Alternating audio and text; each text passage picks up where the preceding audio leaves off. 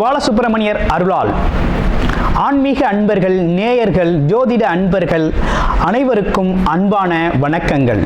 நான் உங்கள் வாழ்க வளமுடன் ஜோதிடர் ஸ்ரீ குரு சுந்தரவடிவேல்.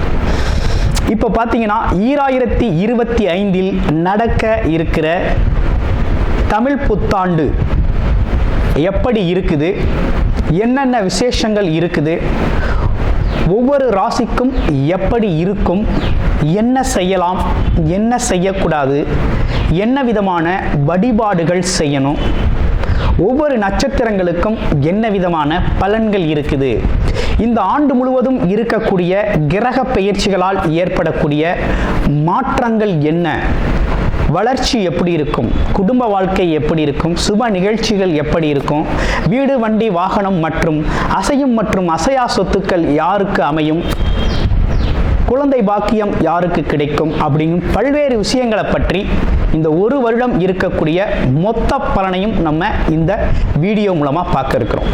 இப்போ இந்த விசுவாவசு வருடம் தமிழ் புத்தாண்டுகளில் 60 வருடங்களில் 39வது வருடம் தான் இந்த வருடம்.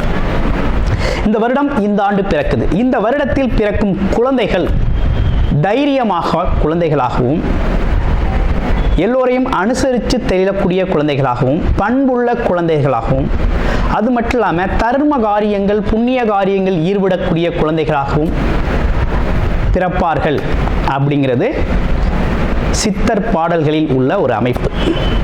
அது மட்டும் இல்லாமல் தன் மகனை சான்றோன் என கேட்ட தாய் அப்படிங்கிறது மாதிரி அந்த குழந்தைகள் பெற்றோருக்கு பெருமை சேர்ப்பார்கள் அப்படிங்கிற ஒரு விஷயமும் இருக்குது. இப்போ இந்த வருடத்தில் இந்த வருட பிறப்பின் அடிப்படையில் சூரியன் அப்படிங்கிற ஒரு ராஜாவாகவும் மந்திரியாகவும் இருக்கிறதுனால அரசியல் மாற்றங்கள், அதிகாரம் சார்ந்த மாற்றங்கள் அப்படிங்கிற ஒரு விஷயம் நடக்க இருக்குது. அதையும் தாண்டி மழை பொழிவு அப்படிங்கிறது ரொம்ப அதீதமாக இருக்க இருக்குது. விவசாயம் செழிக்கும், தானிய உற்பத்திகள் அதிகரிக்கும். அடுத்து பார்த்தீங்கன்னா மக்கள் செழிப்பமடைவார்கள். வருமானத்தை விட செலவு கம்மியாக இருக்கும், சேமிப்பு அதிகரிக்கும், தங்கம், வெள்ளி, ஆபரணங்கள் வாங்கக்கூடிய தன்மை ஏற்படுது. அது இல்லாமல் பார்த்தீங்கன்னா இந்த காலகட்டத்தில் பசுக்கள் உற்பத்தி அப்படிங்கிற ஒரு விஷயம் ரொம்ப நல்லா இருக்குது. அடுத்து பார்த்தீங்கன்னா மக்கள் மீது வரி அப்படிங்கிற ஒரு விஷயம் அதிகரிக்கக்கூடிய சூழ்நிலை அப்படிங்கிறதும் இருக்குது. ஆக மொத்தத்தில் இந்த விசுவாவசு வருடம் அப்படிங்கிறது மற்ற வருடங்களை விட இந்த வருடத்தில் மக்களின் வளர்ச்சி அப்படிங்கிறது நல்லா இருக்கு. திரைப்படத்துறை ரொம்ப நல்லா இருக்கு. பெண்களுக்கான வளர்ச்சி, பெண்களுக்கான திட்டங்கள் அப்படிங்கிற ஒரு விஷயத்தை அரசாங்கங்கள் அதற்கான முக்கியத்துவம் கொடுக்க இருக்கிறாங்க. அந்த வகையில் அவங்களோட தனி முன்னேற்றம் அப்படிங்கிறது இந்த காலகட்டத்தில், இந்த வருடத்தில் ரொம்ப அதிகமாக இருக்கக்கூடிய அமைப்பு இருக்கு. குறிப்பாக எல்லார் குடும்பங்களிலும் சுப நிகழ்ச்சிகள் நடக்கக்கூடிய ஒரு தன்மை, திருமண பாக்கியங்கள் கைகூடக்கூடிய ஒரு அமைப்பு, குழந்தை பாக்கியங்கள் கிடைக்கக்கூடிய அமைப்பு, கோவில் வழிபாடுகள், தர்ம காரியங்கள், புண்ணிய காரியங்களில் மக்கள் ஈடுபடக்கூடிய ஒரு தன்மை அப்படிங்கிறதெல்லாம் ரொம்ப மிக சிறப்பாக இருக்கக்கூடிய இந்த விசுவாவசு வருடத்தில் உங்கள் ராசிக்கு எப்படி இருக்கும் அப்படிங்கிறத இப்ப பார்ப்போம். பித்ருக்காரகன், ஆத்மகாரகன் அப்படின்னு சொல்லக்கூடிய சூரிய பகவானை ஆட்சி அதிபதியாக கொண்ட சிம்ம ராசி அன்பர்களை, சிம்ம ராசி அப்படின்னு எடுத்துக்கிட்டோம் அப்படின்னா எதுலையும் ஒரு தன்னம்பிக்கை உடைய ஒரு அமைப்பு அப்படிங்கிறது சிம்ம ராசிக்கு உண்டு.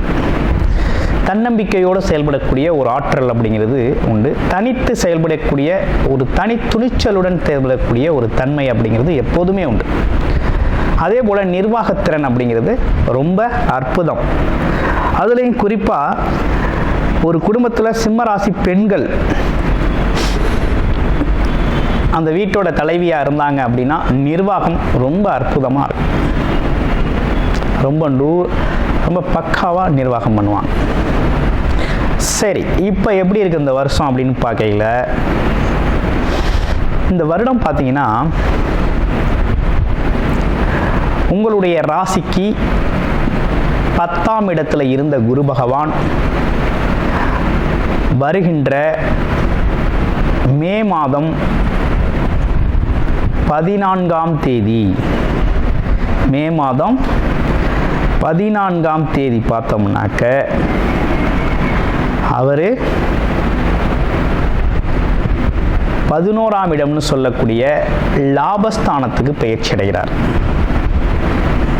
அதை தொடர்ந்து ராகு கேதுக்கள் பார்த்தீங்கன்னா மே 18ஆம் தேதி பார்த்தீங்கன்னா பயிற்சி அடைகிறாங்க.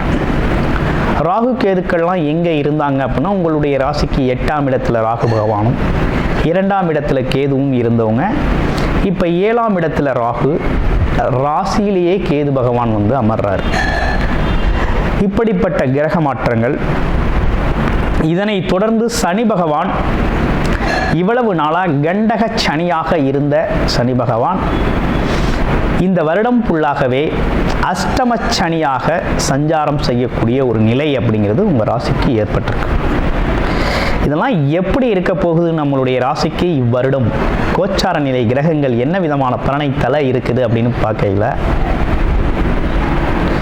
தடைப்பட்ட திருமணங்கள், நீண்ட நாள் தடைப்பட்ட திருமணங்கள் அனைத்துமே சிறப்பாக நடக்கும்.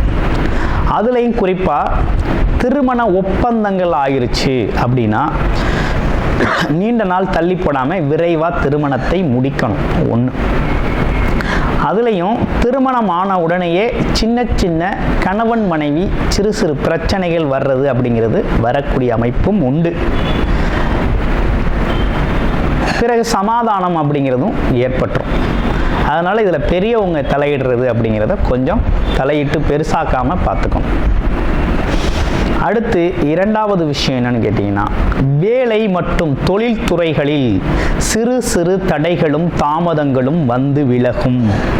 ஆனால் வெற்றி பெறும், லாபம் வரும், வருமானம் வரும். உங்கள் கஷ்டத்திற்கான உழைப்புக்கான பலன் அப்படிங்கிறது கண்டிப்பாக உண்டு, உறுதியாக கிடைக்கும். ஏன்னா குரு பகவான் லாபஸ்தானத்தில் இந்த வருஷம் வந்து உங்களுக்கு அமர்ந்திருக்கிறார். அமர்ந்தவர் வந்து ரொம்ப அற்புதமாக உங்களோட அமைப்பு இருக்குது. அப்போ பணம் பொருள் பண வரவில் பிரச்சனை இல்லை, ரொம்ப நல்லா இருக்கு.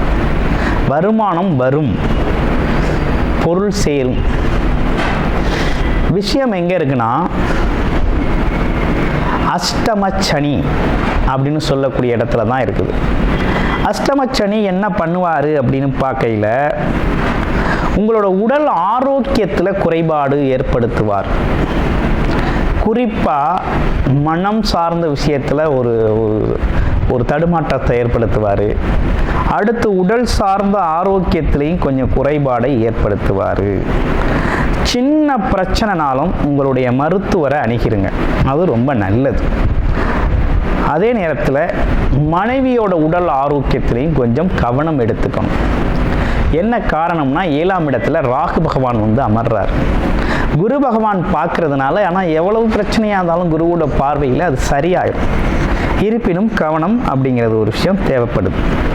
அதே போல் பெண்களுக்கு அப்படின்னு எடுத்துக்கிட்டோம்னா, அடிவயிறு சம்பந்தப்பட்ட சின்ன சின்ன பிரச்சனைகள் வந்து போகக்கூடிய காலகட்டமாக இருக்குது. அதனால் உணவு பழக்க வழக்கத்தில் கொஞ்சம் கவனம் எடுக்குங்க. மாதவிடாய் காலத்தில் கொஞ்சம் கூடுதல் கவனம் அப்படிங்கிறது உங்களுக்கு தேவைப்படும்.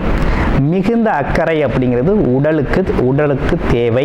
சிம்ம ராசி அன்பர்களுக்கு அது ஆணாக இருந்தாலும் சரி பெண்ணாக இருந்தாலும் சரி தேவை. அடுத்து பழைய பாக்கிகள் ஏதேதும் உங்கள்கிட்ட நீங்கள் வசூலாகணும், கொடுத்துருக்கீங்க, தொழில் பண்ணுறீங்க அப்படின்னா கொஞ்சம் லேட்டாக தான் கிடைக்கும். நீங்கள் நினச்ச நேரத்தில் வராது, கொஞ்சம் தாமதமாக தான் வரும். அப்படிங்கிற ஒரு காலதாமதத்தோடு வரக்கூடிய ஒரு அமைப்பு அப்படிங்கிறது இருக்குது. கூடுமானவரை சிம்மராசி ஆண்களோ பெண்களோ குடும்ப உறுப்பினர்களிடையே அமைதி காப்பது நல்லது. வார்த்தை பிரயோகத்தில் கூடுதல் கவனம் எடுத்துக்கிறதும் நல்லது அப்படிங்கிறது மாதிரி இந்த வருடம் இருக்குது. அதே போல் குழந்தைகளுக்கு நல்ல முன்னேற்றம் உண்டு. ஏன்னா குரு பகவான் 5ஆம் இடமான அவருடைய இடத்தையே பார்க்குறார், உங்கள் ராசிக்கு 5ஆம் இடம். அப்போ என்ன நடக்குதுன்னா, குழந்தைகளோட முன்னேற்றம் ரொம்ப நல்லா இருக்கும். நல்லா படிப்பாங்க, நல்ல வேலை கிடைக்கும், நல்லபடியாக சுபிட்சமாக ஆரோக்கியமாக இருப்பாங்க. அவங்கள பற்றி நீங்கள் நினச்சி கவலை கொள்ள வேண்டிய அவசியம் இருக்காது. அது ரொம்ப நல்லா இருக்குது. ஆக மொத்தத்தில் இந்த வருடம் அப்படிங்கிறது பார்த்தீங்கன்னா வண்டி வாகனங்கள் சம்பந்தப்பட்ட விஷயத்தில் பயணம் போகிறதுல கவனம் எடுத்துக்கணும். அடுத்து உடல் ஆரோக்கியத்தில் கவனம் எடுத்துக்கணும். அதே போல் கால் பாதங்கள், கை கால் மூட்டு இதெல்லாம் கொஞ்சம் கவனம் எடுத்துக்கணும். ஜீரண உறுப்புகள்னு சொல்லக்கூடிய வயிறு சம்பந்தப்பட்ட பகுதிகளில் கொஞ்சம் கூடுதல் கவனம் எடுத்துக்கணும். உணவுக்கு ஒவ்வாத உணவுகளை உண்ணக்கூடாது அப்படிங்கிற மாதிரி இருக்குது. ஸோ இந்த காலகட்டம் முழுக்க ஒரு அவேர்னஸ், கவனத்தை கொடுக்கக்கூடிய உடல் சார்ந்த கவனம் அப்படிங்கிறது இந்த வருடம் ஃபுல்லாகவே அவசியம். அடுத்து இந்த வருடம் ஃபுல்லாகவே பணம் மற்றும் பொருளாதாரம் அப்படிங்கிறது உயர்வை தான் நீங்கள் சந்திக்க போகிறீங்க. அதில் எந்த மாற்றம் இல்லை. கணவன் மனைவியிடையே சிறு சிறு கருத்து வேறுபாடுகள் குடும்ப உறுப்பினர் நண்பர்களிடையே இருந்தாலும் அது உடனடியாக சரியாகிறது மாதிரி இணக்கமாக போகிறது நல்லது. அடுத்து குழந்தைகளோட வளர்ச்சி நல்லாயிருக்கும்.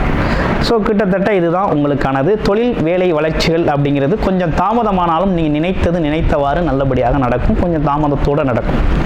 அதாவது இந்த வாரம் நினச்சிருந்தீங்கன்னா அடுத்த வாரம் நடக்கும் அப்படிங்கிற மாதிரி கொஞ்சம் லேட் ஆகும். மற்றபடி வேற ஒன்றும் இல்லை. உங்களுடைய பிறப்பு ஜாதகம் எப்படி இருக்குது, ஜாதக அடிப்படையில் என்ன தசாபுத்தி அமைப்புகள் நடக்குது அப்படிங்கிறத பார்த்துக்கிட்டு பலனெடுங்க.